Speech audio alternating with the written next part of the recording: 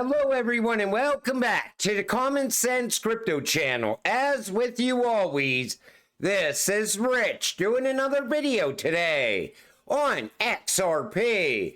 So I hope you're all having a wonderful day today wherever you are in this great world. We're gonna talk about XRP. And once again, this is the 1-day chart. We're sitting here just under 60 cents. It was a mostly green day for XRP, but once again, no real price movement. And a lot of people are now questioning if alt season's going to happen. It is absolutely coming. You know, Bitcoin's still going to have another massive run up. And as that's happening, the Bitcoin dominance will be falling, sending us into alt season. It's absolutely coming. And a lot of people ask me, when did you first get into XRP? Well, it was back here in August of 2018, back when XRP was around 27 to 31 cents. But then I really loaded up later in 2020 when XRP fell all the way back to 15 cents. Honestly, I think those prices are gone forever. But now we're here. We're at 60 cents. And eventually, these prices are going to be gone forever. And a lot of people are going to have the same regrets I have today. I should have bought a hell of a lot more back when it was around 20 cents. But you know, that's how it goes in crypto. You always wish you would have done things different along the way. I honestly wish I would have got into XRP back here when it was well under a penny, right before that massive run up to $3.84. And you know, even back then, people were saying it's going to fall back down under a penny. And guess what? It didn't. And it continued upward.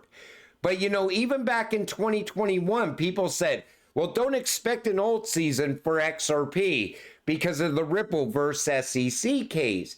And that was still fresh in people's minds, and we still achieved $1.92. But now I think we're going to see a run more like 2017. And people are saying we are going to easily go above $30. Other people are still calling for 3 digits plus. But you want to be here when that happens. You want to be holding when that happens, because look at how fast XRP moves. When this crypto goes, it goes quick. You got to be holding when that happens.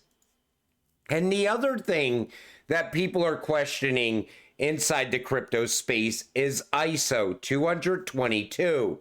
So I want to give you some perspective on this in today's video.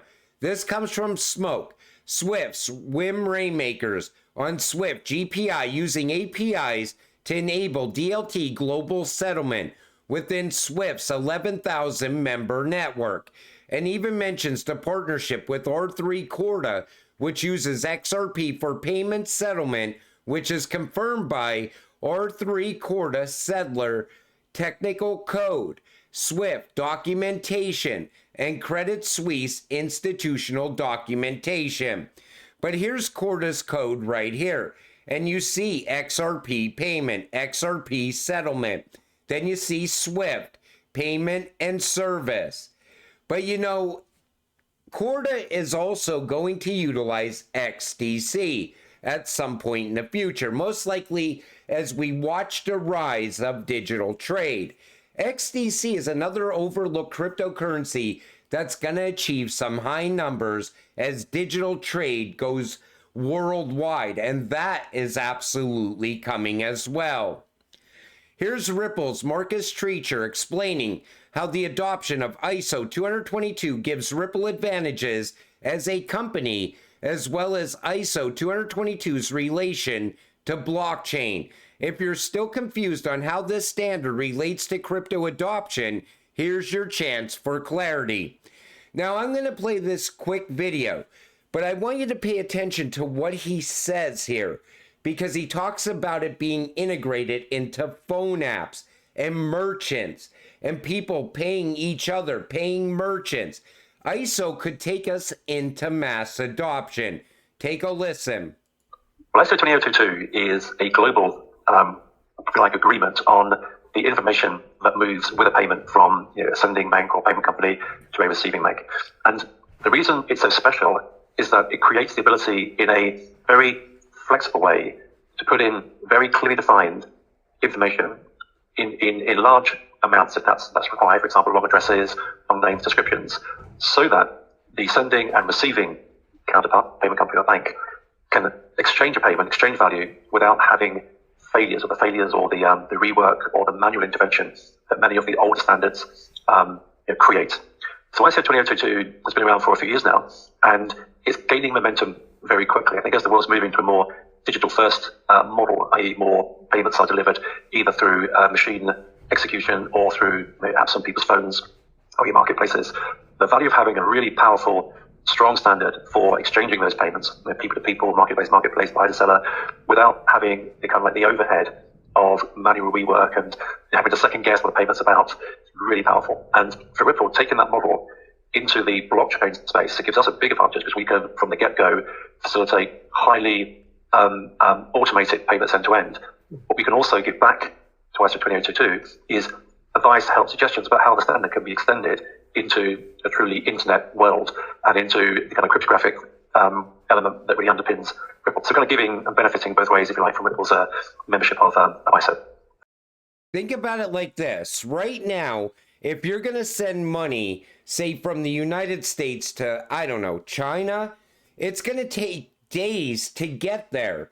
And that whole time, you don't even know if that payment failed or not. And that's what people want to get rid of. They want fast, cheap, and secure.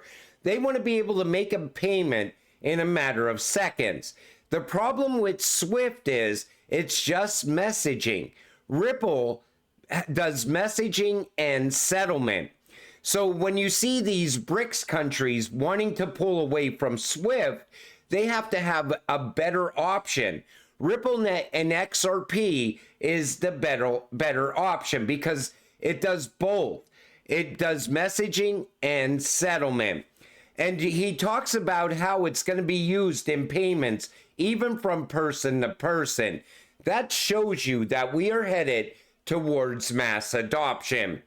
Project Keystone of the BIS, 93% of payment systems have already either implemented ISO 20022 or are working to implement it in their systems. So the adoption is already happening of ISO 222. And once this goes live, I think it's going to change the prices very fast on a lot of these cryptocurrencies. Even in December of this year, you see how they want to give a fair market value to crypto? I think that goes in line with ISO going live next year. So within the Interledger protocol and using XRP, we will create the Internet of Value. Take an Internet of Value. We had an Internet of Data. It has changed the world, but it is missing that crucial component of moving value. So with the Interledger protocol and with Ripple software and using XRP, we've created an Internet of Value. Take notice, using XRP. That's how we get rich, when they utilize this cryptocurrency that we're holding. Migration of chaps to ISO 222. Participants should use these timelines to prepare for their own readiness for each relevant milestone. Chaps is massive. Chaps is as big as Swift, but most people don't talk about it. And you see how everything has to come together by November of next year. By then, I think we're going to be looking at a much different XRP. The price is going to be so much different on this cryptocurrency by then. Many people speculate about crypto regulations in the United States, questioning their existence, timeline, and what banks might be waiting for. However, with a little digging, you can find credible evidence, like the video below, confirming that the U.S. credit unions and banks are currently able to engage in digital asset activities. Rodney Hood, chairman of the National Credit Union Administration, clearly explains that there are no barriers preventing banks and credit unions from participating in digital asset activities as long as they comply with existing laws. Regulated crypto asset activities with U.S. banks are on the way. Take a listen. That because I want there to be a seamless experience. I think one of the questions you're asking about what some of the questions are, many of the credit unions still want to know, do they have our imprimatur at NCUA to embrace fintech technology? Do they have our imprimatur to embrace blockchain, distributed ledger technology, and even engaging in digital assets? And the answer to that is a resounding yes. They have our imprimatur. We've not had to give a rulemaking because our statutes, our legislation and regulations, they currently now allow them to engage in those activities. But as they would with any activity, do it prudently and pragmatically. Are you going through the appropriate due diligence? We as an agency, we were one of the few agencies that really did tell our regulated entities that you are more than welcome when it came to digital assets and blockchain. We gave them supervisory guidance telling them, look at it as they would with any third party. So we're looking at, are you doing the appropriate vetting, the vendor due diligence? Are you looking at a lot of the other things that you would do if you were really embarking upon any other relationship? And I know our peer regulators have taken a different stance where they're saying, well, we're not going to tell you can do it. You need to ask us for permission, right. and we will give you a letter saying we're not denying it. But that type of regulatory uncertainty and regulatory vacuum is what we're trying to prevent at the agency. So I think many of our regulated entities will say that we've been very forthright, been very forward, and I'm very proud that all three board members are so in unison and wanting to embrace the technology. I mean, I really had really great joy when I was able to get all of their support in creating the new office and moving forward with some of the other ideas with the new FinTech director position. So I think the one thing that I hope comes loudly and clearly from our conversation today is that we do not want to stand in your way, provided you're going through the appropriate due diligence as you would with any third-party vendor, as you would engage with any partnership. I think you need to measure the complexity, measure the risk as you would with any. So think about it like this. The only thing really holding the banks back right now is regulatory uncertainty. I think they have to get that thumbs up from the US government before they actually get actively involved with crypto and blockchain. But they already cleared the path for the banks and the credit unions. And all it takes is one. Once one bank gets the upper hand on all the other banks by using blockchain and crypto, that's it. Every other bank will jump on board soon after. They have no other choice. Otherwise, they will just go out of business over time. But I think once we finally do have the US government say, okay, here's crypto regulations, things will change overnight.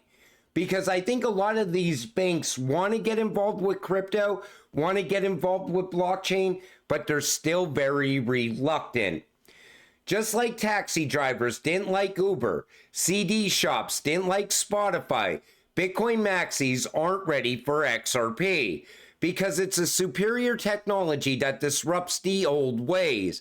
Remember how Twitter users were skeptical about X.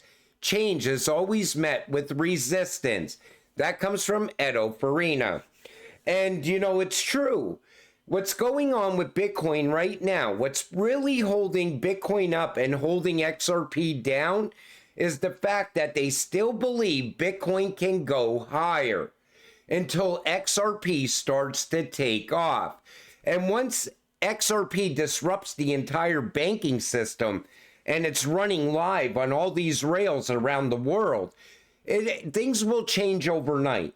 The money will flow out of Bitcoin and flow into XRP like you've never seen before, because the belief will be gone.